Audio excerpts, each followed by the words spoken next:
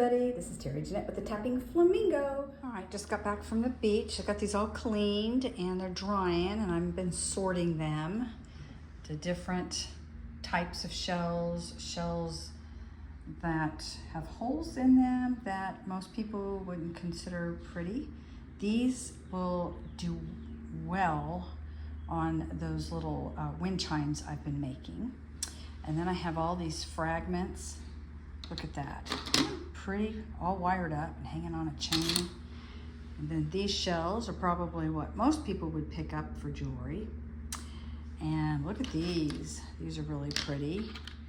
And these two right here stuck out to me a lot. Now I've got lots and lots of scallops, but these two right here, they have holes in them, and I think I can make a pendant with them.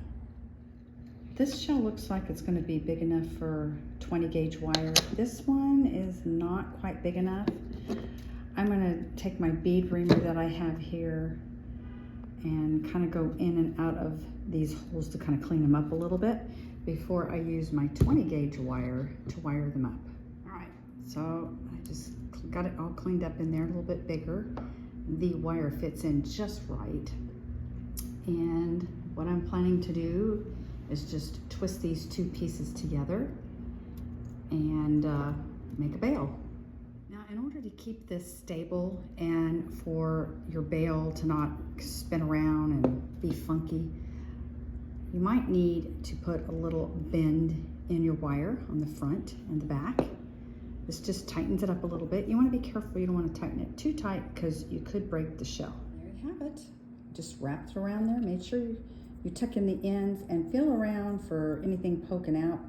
That one's poking out a little bit more. I'm gonna have to squeeze it in there just a tad bit more, but you wanna be really careful. You don't wanna crack your shell, but that is just a very simple shell that you can hang on an existing chain.